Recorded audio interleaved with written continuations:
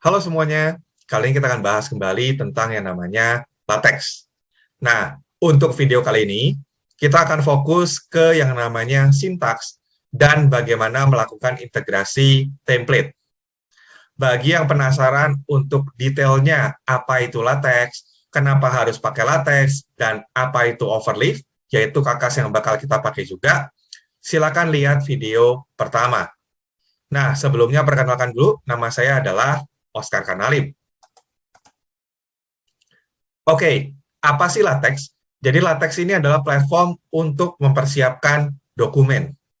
Jadi mirip sama Microsoft Word, cuman bedanya konten terpisah dari formatting. Artinya apa? Kalau kita pengen ganti nih dari format A ke format B, maka kontennya tidak perlu kita apa-apain. Kalaupun kita perlu melakukan perubahan, biasanya perubahannya sifatnya adalah minimal atau sedikit banget.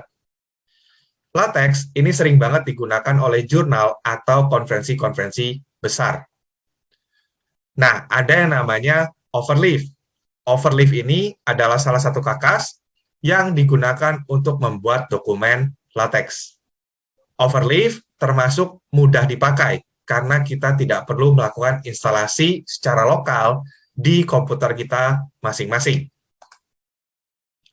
Oke, sesuai dengan yang ada di judul, maka video kali ini akan bahas tentang yang namanya sintaks dan bagaimana melakukan integrasi template, terutama template-template yang tidak disediakan oleh Overleaf. Jadi sebenarnya kalau kita pakai template yang sudah disediakan oleh Overleaf, itu gampang banget. Dan caranya sudah bisa dilihat di video pertama. Tapi gimana kalau ternyata jurnal atau konferensinya tidak menyediakan template tersebut di Overleaf? Maka yang perlu kita lakukan adalah kita mengdownload template-nya dalam bentuk zip, lalu kita masukkan secara manual ke Overleaf-nya. Nah, biar alurnya enak, saya akan mulai penjelasan dari integrasi template dulu, lalu setelah itu baru kita akan bahas tentang yang namanya sintaks. Oke, pertama-tama nih, kalau mau integrasi template, berarti kita harus cari dulu template-nya. Misalkan, oh saya pengen bikin untuk konferensi IEEE. IEEE ini adalah publisher untuk bidang engineering. Maka saya cari template latexnya, misalkan ada di sini, ya. Nah, sebenarnya IEEE itu menyediakan 3 jenis format.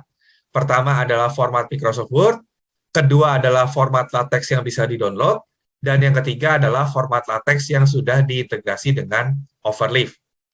Tapi karena kita di video kali ini pengen belajar instalasi secara manual, maka kita akan pilih download latexnya dalam bentuk zip. Kita download. Setelah itu apa yang kita lakukan? Yang kita lakukan berikutnya adalah kita melakukan unzip. Kita buka nih zipnya. Maka dia akan jadi directory dan diisi dengan banyak file seperti ini. Sebagian besar dari file-file ini bakal kita masukkan ke Overleaf. Nah, sekarang tahap berikutnya ngapain? Tahap berikutnya berarti kita buka Overleaf kita. Lalu kita bikin project baru. Di sini, karena kita pengen pakai template yang sudah kita download, maka kita pilihnya adalah blank project atau project kosong. Silakan dimasukkan namanya. Misalkan nih, testing template non-overleaf. Lalu kita create. Nah, kita tunggu sebentar. Oke, karena kita membuatnya dari blank atau dari kosong, maka di sini hanya disediakan satu buah file teks yang namanya main.txt, lalu diisi dengan ya konten yang seadanya. Nah, sekarang apa yang akan kita lakukan? Sekarang kita masukkan file-file template latex yang sudah kita download. Caranya gimana? Kita klik tombol upload di sini. Kita klik, lalu kita masukkan file-file yang akan di-upload. Kalau misalkan pusing, sebenarnya bisa upload semuanya. Tapi kalau misalkan mau sedikit lebih advance, kita bisa memasukkan file-file selain DS-Store dan selain PDF. DS-Store ini bawaannya sistem operasi, jadi kita tidak perlu memperhitungkan. Dan PDF ini biasanya adalah contoh hasilnya, jadi nggak perlu dimasukin juga. Maka yang perlu kita masukkan adalah 3 ini aja. Kita drag saja, masukkan ke sini. Oke, sekarang bisa dilihat di sebelah kiri, file-filenya sudah berhasil ditambahkan. Karena kita pengen pakai template, maka main.txt ini sebenarnya kita nggak butuh. Jadi kita bisa delete. Delete. Nah, berikutnya adalah kita perlu tahu nih, mana file konten utama yang akan kita pakai. Caranya gimana? Caranya pertama-tama kita cari yang ekstensinya .text. Jadi kalau lihat dari 3 ini, yang ada .text-nya adalah yang paling atas. Berarti ini adalah file konten utama. Jadi nanti kalau kita pengen masukin konten, semuanya kurang lebih ada di sini. Berikutnya, karena tadi main.text sudah kita hapus, maka kita perlu ngasih tahu ke Overleaf bahwa, ini main.text-nya sudah terhapus. Sekarang, kalau misalkan kita pengen membuat PDF, tolong jangan compile-nya dari main.text, tapi dari conference bla bla bla .text. Gimana cara ngasih taunya? Tinggal klik menu, lalu setelah itu ada yang namanya main dokumen. Nah, main dokumen ini pilih conference bla bla bla .text. Kalau kita punya banyak file teks, semuanya akan muncul di sini. Dan kita perlu pilih salah satu. Gimana cara tahu file mana yang jadi file konten utama? Gampang, tinggal lihat di baris pertamanya. Kalau ada tulisan dokumen kelas bla bla bla bla, itu kemungkinan besar adalah file konten utamanya. Oke, kalau sudah, kita coba lihat hasilnya dulu. Kita klik PDF, lalu klik recompile. Nah, ini adalah contoh format IEEE versi LaTeX. Berikutnya, sekarang kita akan belajar satu-satu sintaksnya. Apa aja sih isinya? Pertama, yang tadi ya, baris pertama itu ada dokumen kelas. Ini untuk menyatakan bentuk dokumennya nanti akan jadi seperti apa. Nah, kalau diperhatikan di sini ada tulisan IEEE tran, dan itu kita juga punya file IEEE tran.cls. Jadi ini kayak bilang, formattingnya tolong didasarkan dari IEEE tran.cls. Nah, IEEE tran.cls ini punya banyak jenis format. Yang kita pakai adalah versi conference. Nah, ini sebenarnya bisa beda-beda ya, tergantung template, tapi biasanya akan dijelaskan. Jadi nanti kita nggak perlu bingung, kita tinggal baca keterangannya, lalu kita pilih sesuai dengan kebutuhan. Berikutnya, baris kedua. Nah, baris kedua ini spesifik ke IEEE, jadi tidak akan kita bahas. Nah, kita masuk ke baris keempat, yaitu use package. Oke, sebelum kita lanjut, perhatikan dulu di sini ada lambang persen ya. Persen ini menyatakan komentar. Jadi komentar itu tidak ada efeknya ke dokumen LaTeX dalam bentuk apapun. Jadi komentar ini gunanya hanya untuk membantu kita untuk lebih mengerti kegunaannya dari sintaks-sintaks yang kita tuliskan di sini. Oke, jadi kayak di sini ya, dia bilang, preceding line is only needed to identify funding, bla bla bla bla. Jadi dia bilang yang kayak gini, yang atas ini, itu hanya dipakai untuk mengidentifikasikan funding. Kalau kita nggak butuh untuk mengidentifikasikan funding, ya dibuang aja, gitu. Oke, tadi itu adalah komentar. Lalu berikutnya ada use package. Use package ini artinya apa sih? Artinya berarti kita akan menggunakan package atau library dari luar. Jadi untuk dokumen LaTeX IEEE, dia perlu library site, lalu perlu library algorithmic, graphics, dan sebagainya. Berikutnya ada bikin dokumen, ini berarti adalah kita mulai untuk mengisi dokumennya.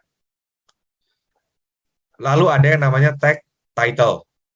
Jadi di sini kita bisa memberikan isi judulnya. kebetulan contoh yang diberikan IEEE adalah contoh yang cukup kompleks. Jadi sudah ada subjudulnya dan juga sudah ada fundingnya. Jadi nama organisasi yang mendanai riset kita. Tapi kalau kita pengen simple, sebenarnya kita bisa hapus semuanya, lalu kita ganti sesuai dengan keinginan kita. Misalkan ini judul paper saya. Lalu kita lihat lagi hasilnya, kita recompile.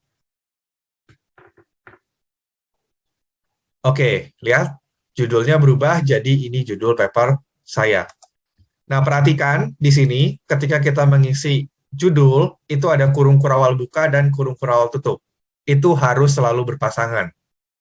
Jadi ini sintaksnya dari LaTeX. Nah, kalau dilihat berikutnya lagi apa? Ini adalah data penulis atau author. Kita lihat dulu, autornya seperti apa sih bentuknya dari versi PDF-nya. Oke, ada 6 autor berarti ya, dari 1, 2, 3, 4, 5, 6. Terus, dimulai dari nama, lalu ada departemennya, ada juga afiliasinya, lalu ada kota, ada negara, dan juga ada alamat email atau ORCID. Sekarang kita coba ganti ya. Kita coba ganti. Oke, nah di sini tadi ya, given name surname. Itu berarti adalah menggambarkan nama. Ya udah kita ganti. Ganti dengan nama kita. Misalkan nih, saya pengen ganti jadi Oscar Karnalim. Perhatikan, kalau kita menghapus, kadang-kadang kurung kurawal tutupnya suka otomatis terhapus juga. Dan itu akan menciptakan yang namanya error. Jadi misalkan nih ya, saya coba sekarang, saya compile. Dia akan memunculkan pesan error. Nah, kalau terjadi seperti ini gimana? Ya, tentu kita tinggal lihat errornya di mana. Ya. Oke, itu adalah di line 16. Perhatikan di sini, oke, ada kurung kurawal buka, tapi tidak ada kurung kurawal tutup. Nah, itu perlu ditambahkan. Terus berikutnya, oke, departemennya. Departemen ini sama juga ya dengan yang namanya fakulti. Kadang juga sama dengan yang namanya school. Jadi bisa disesuaikan dengan kebutuhan. Misalkan nih, saya pengen masukinnya adalah Faculty of Information Technology. Berikutnya, nama dari organisasinya atau afiliasinya. Misalkan saya ganti jadi univ saya, yaitu Maranatha Christian University. Terus berikutnya kota. Kotanya berarti misalkan saya ganti jadi Bandung. Lalu negaranya misalkan saya ganti jadi Indonesia. Berikutnya lagi email address atau ORCID. Ya udah saya pakai email address aja, yaitu oscar.karnalim@it.maranatha.edu. Oke, setelah itu kita cek hasilnya, kita recompile. Oke, lihat nama saya jadi ada di sana, ada fakultasnya, nama univnya, kota, negara, dan juga emailnya. Oke, kita kembali lagi ke daftar penulis. Nah, sekarang penulis kedua. Perhatikan di sini ada tulisan teks superscript. Ini artinya apa sih? Sama dengan yang ada di Microsoft Word. Jadi kan di Microsoft Word ada superscript, ada subscript. Kalau superscript itu artinya tulisannya sedikit lebih atas. Jadi kalau dilihat di sini, 2 ND ya, 2 ND, ND-nya itu ada di atas. Bisa juga pakai yang namanya subscript. Subscript itu berarti dia di bawah. Nah, cara nulisnya gimana? Nah, ini pakai backslash text superscript. Kurung kurawal buka, kurung kurawal tutup. Ada juga yang namanya italic. Jadi kan kadang-kadang kita pengen tulisannya miring. Nah, di sini pakai text it ya. Text it itu untuk italic. Kalau bisa kita pengen hapus gimana? Ya udah tinggal di-delete aja. Jangan lupa kurung kurawal tutupnya juga dihapus. Nanti kalau kita lihat hasilnya di sini. Nah, perhatikan ya di penulis kedua, department name of organization-nya tidak italic lagi. Gimana kalau pengen menambahkan italik? Apakah perlu menulis manual? Bisa, salah satu alternatifnya. Tapi bisa juga dengan kayak seperti ini. Kita drag semuanya, lalu kita pencet Ctrl I. Nah, otomatis dia akan menjadi italik. Ada juga yang bold. Bold itu berarti Ctrl B, ya. Caranya sama, mirip seperti italik. Berikutnya, saya nggak perlu sampai 6 penulis nih, saya perlu 3 aja. Ya udah, tinggal dihapus 3 yang di belakang. Jadi yang ini 1, 2, 3 ya. Hapus. Lalu kita lihat hasilnya. Oke, ya, jadi seperti ini. Penulisnya sekarang hanya ada 3. Sekarang kita lanjut lagi. Make title ini bisa diabaikan ya. Jadi kalau ada, biarkan apa adanya. Nah, ada yang namanya abstrak. Abstrak, di sini kita tinggal taruh abstraknya apa aja. Misalkan di sini kita bilang ini contoh lanjutan abstrak.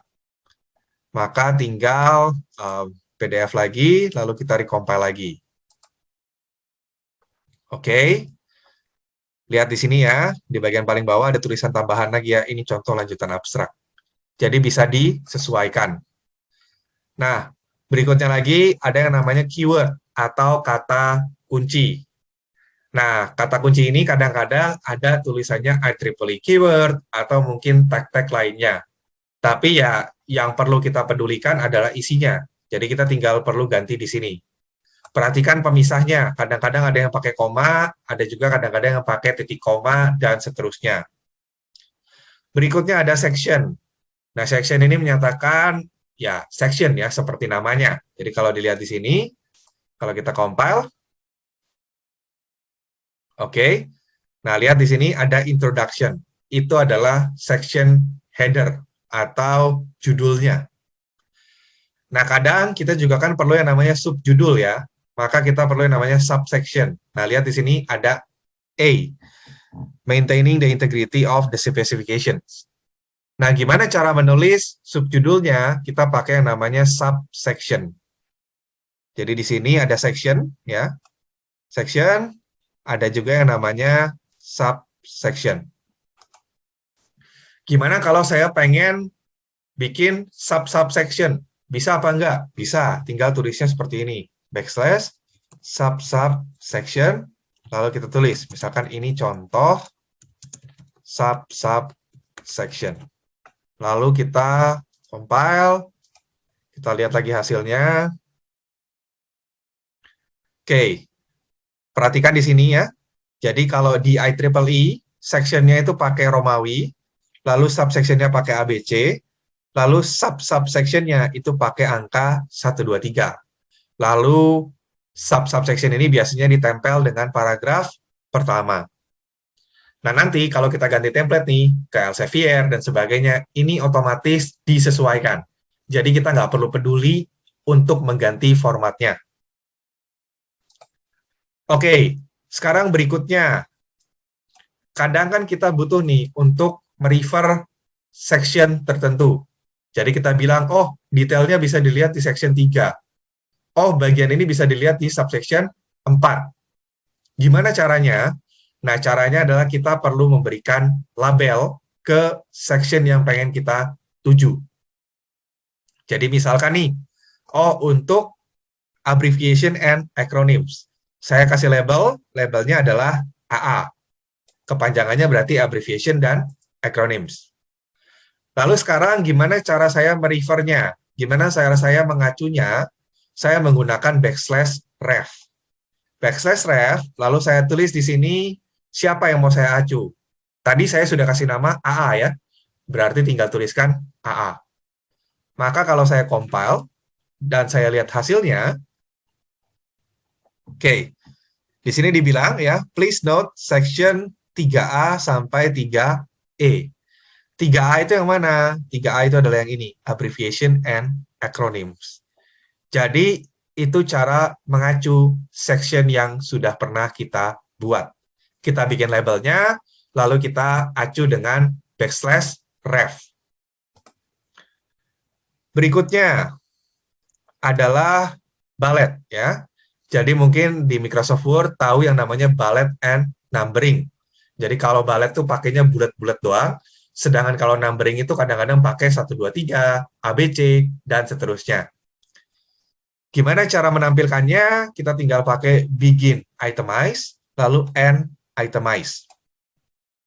Dan semua item-item yang pengen dimasukkan, itu kita awali dengan kata backslash item.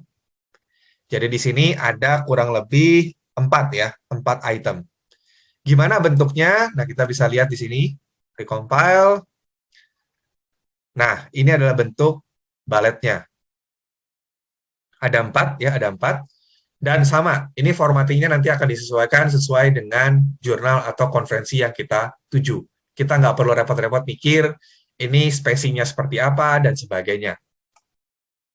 Gimana caranya kalau saya pengen pakainya numbering? Nah, numbering, kita tinggal ganti itemize ini jadi enumerate.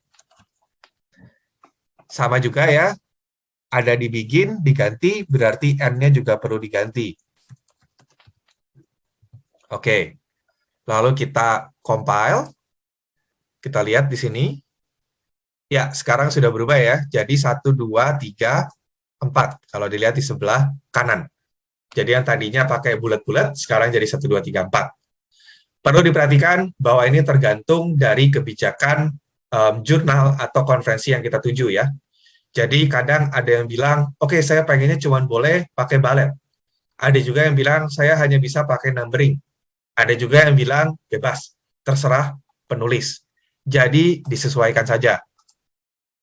Oke, berikutnya adalah equation atau bikin persamaan. Gimana caranya? Kita perlu ada begin equation, lalu end equation. Setelah itu kita tinggal tulis persamaannya di tengah. Nah, persamaan itu kan biasanya juga kita acu di teks ya. Nah, gimana caranya? Caranya sama, kita kasih label dulu. Ini kalau dilihat di sini ada label. Supaya tidak bingung, saya pakai enter dulu di sini. Jadi di sini labelnya adalah EQ. Gimana cara merefernya? Sama, kita pakai backslash ref. Tapi di beberapa format, kadang-kadang mereka minta format yang baru. Jadi nggak cuma sekedar backslash ref, tapi nulisnya adalah EQ ref. Ini tergantung dari template-nya ya. Kalau tidak dibilang, maka kita tinggal pakai backslash ref. Selesai. Berikutnya, gimana cara nulis persamaannya? Nah, ini cukup tricky ya. Jadi nanti mungkin bisa coba searching gitu ya di internet tentang bagaimana menuliskannya. Tapi jujur saja banyak orang di bidang matematika yang sangat suka LaTeX karena lebih mudah untuk menuliskan persamaan-persamaan yang kompleks. Memang awal-awal harus sedikit belajar tentang sintaksnya seperti apa. Oke, itu equation. Lalu berikutnya lagi, kita ke bawah lagi, ada yang namanya figure and table. Nah, ini penting.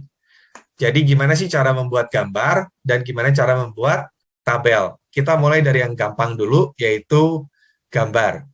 Jadi gambar di sini selalu ada bikin figure, lalu ada end figure. Itu adalah untuk menggambar.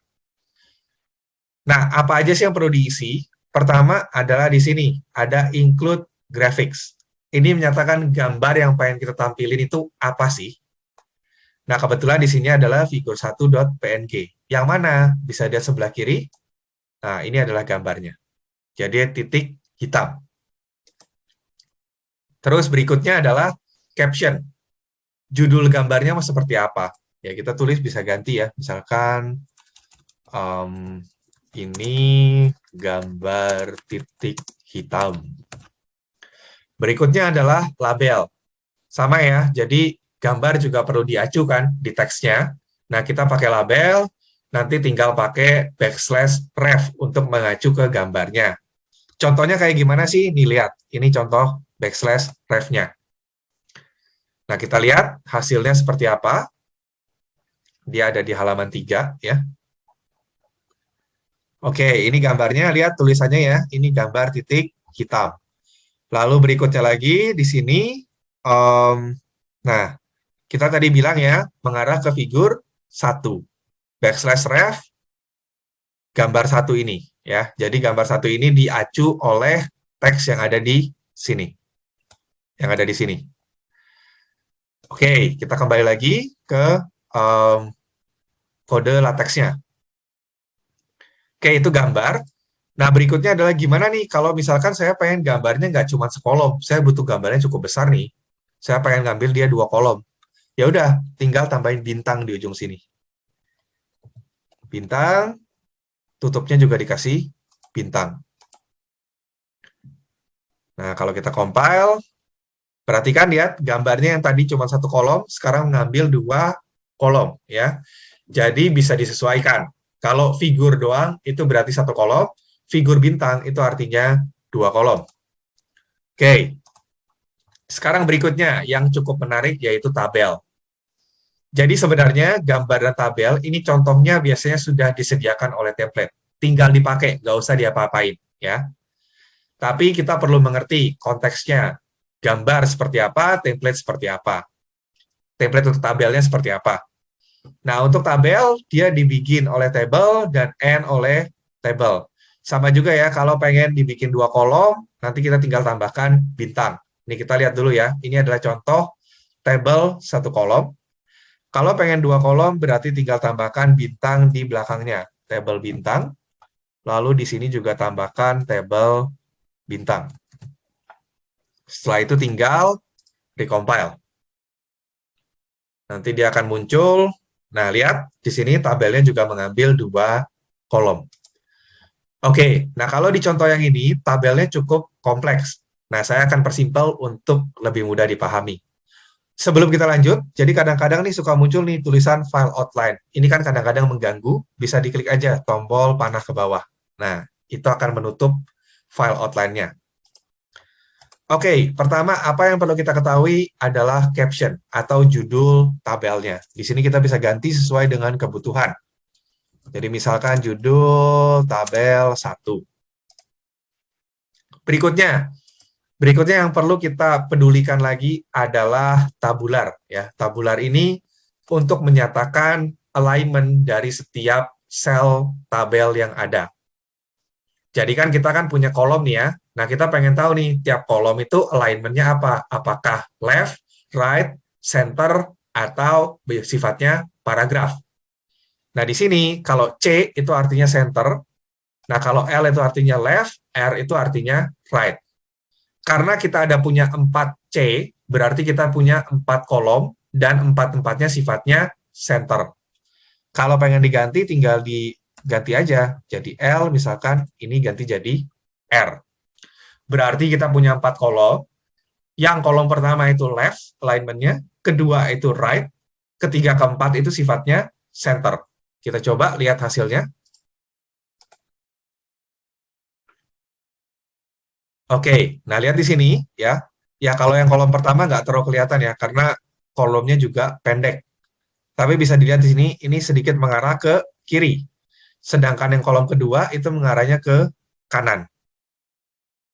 Itu yang pertama. Jadi tabular. Ini untuk menentukan berapa kolomnya dan alignment setiap kolomnya seperti apa. Berikutnya adalah yang namanya table header atau judulnya.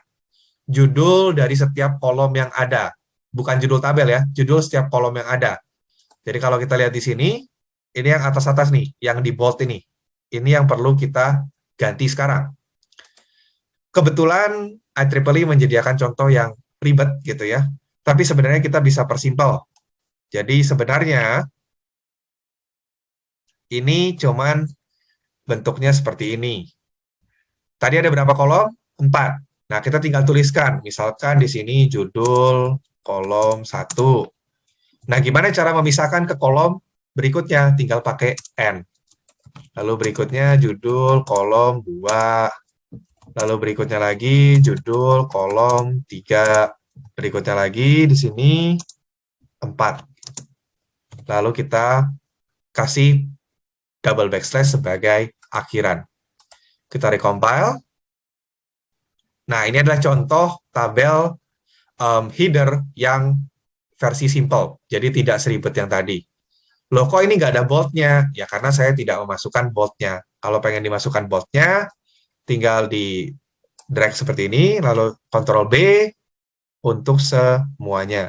Jadi tinggal di blok, Ctrl B, Ctrl B, Ctrl B, lalu juga yang ini kita Ctrl B. Kita recompile, maka lihat di sini sudah terbold ya. Berikutnya, isinya. Gimana cara mengisinya? Sama caranya seperti tadi kita membuat table header-nya atau judul kolomnya. Tinggal pakai lambang N sebagai pemisah. Ada 4 ya tadi ya. Berarti kita A, B, C, D, lalu ada double backslash untuk menyatakan akhir baris. Kita tambahin lagi biar enak. E, F, G, H. Oke, berikutnya kita coba. Kita compile. Oke, lihat ya. Sekarang ada 2 baris sebagai isi. Dan yang kolom pertama tadi alignment-nya adalah left, sedangkan kolom kedua alignment-nya adalah right. Ketiga dan keempat sifatnya center. Oke, nah berikutnya kan kadang-kadang kita nggak perlu footnote ya. Table footnote ini nggak perlu, ya udah dihapus saja.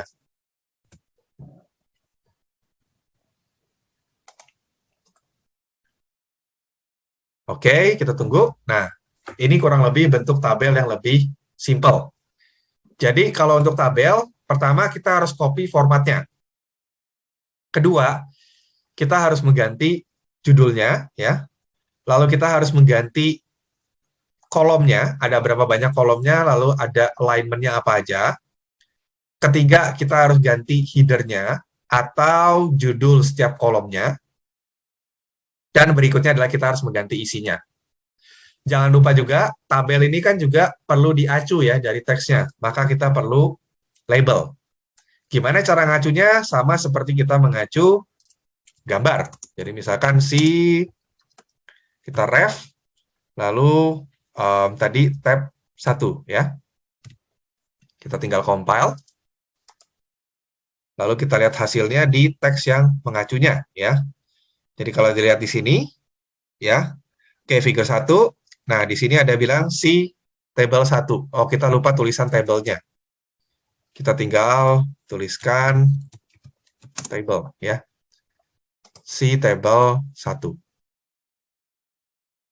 Oke. Nah, berikutnya nih misalkan oh saya pengen mengganti bagian yang ini gitu kan, yang tulisan place figure bla bla bla bla. Apakah saya perlu cari manual gitu ya di versi dokumen latexnya atau saya bisa langsung dengan cara lain? Nah, jawabannya adalah bisa dengan cara yang lebih cepat, yaitu tinggal double klik aja. Double klik. Nah, lihat dia langsung masuk ke bagian yang pengen kita ganti tadi ya. Jadi untuk figure and table. Oke, seperti itu. Berikutnya lagi adalah acknowledgement. Jadi acknowledgement ini kadang-kadang bentuknya sifatnya section. Kita tinggal isi aja, ya, tinggal diganti ini. Nah, yang terakhir adalah references atau referensi. Referensi ini nanti saya akan bahas detail di video ketiga, gitu ya. Tapi gambaran garis besarnya adalah kita perlu bikin data referensinya. Kita perlu kasih nama setiap data referensinya. Jadi kalau di sini ada B1 sampai B6. Lalu nanti dari teksnya kita bisa mensitasi menggunakan backslash slide. Backslash slide, lalu nama dari referensi yang pengen kita acu. Site ya, site. Nah, pertanyaannya adalah apakah saya perlu bikin referensi seribet ini? Jawabannya tidak. Karena itu makanya kita akan masuk ke video ketiga. Jadi saya akan jelaskan juga gimana cara bikin referensi yang mudah untuk dipakai berkali-kali.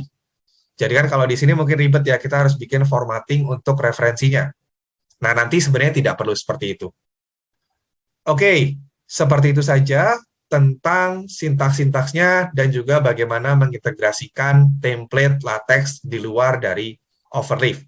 Semoga membantu. Terima kasih.